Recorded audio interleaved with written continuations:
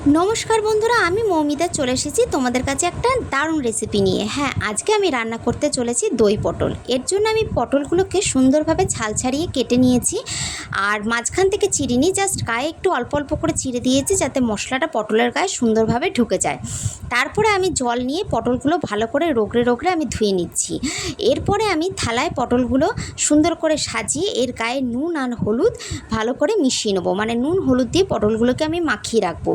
কিছুক্ষণ মাখিয়ে রাখবো যাতে পটলের ভেতরে নুন হলুদটা সুন্দরভাবে ঢুকে যায়। এরপরে আমি কড়াইতে নেব সাদা তেল। তা তোমরা ইচ্ছা করলে সাদা তেল না ইউজ করে সর্ষের তেলও ইউজ করতে পারো। আমি এখানে সাদা তেলেই পুরো রান্নাটা করব। তা দেখো, এরপর আমি পটলগুলো তেলের মধ্যে দিয়ে দিচ্ছি, দিয়ে ভালো করে নাড়াচাড়া করে ভেজে নিচ্ছি। আর প্রথমে বলে রাখি বন্ধুরা, পটলগুলো কিন্তু ব্রাউন করে, মানে লালচে করে সুন্দর করে ভেজে নিতে হবে। সাদা সাদা হলে কিন্তু খেতে ভালো লাগবে না। তা দেখো, এখানে আমি পটলগুলো কী সুন্দর লালচে করে ভেজে নিয়েছি। এরপরে কড়াইতে দিচ্ছি সাদা তেল আর কালো জিরে, শুকনো লঙ্কা ফোড়ন, আর একটা গোটা টমেটো কেটে রেখেছি, সেই টমেটোটা আমি তেলের মধ্যে দিয়ে দিলাম। তারপরে দিচ্ছি হচ্ছে স্বাদ মতো নুন, হলুদ, জিরের গুঁড়ো, ধনের গুঁড়ো আর সামান্য একটু চিনি। তোমরা যদি চিনি কেউ না খাও তাহলে চিনিটা স্কিপ করে যেতে পারো। তা আমরা যেহেতু রান্নায় একটু মিষ্টি খাই, তার জন্য আমি সামান্য একটু চিনি দিয়েছি।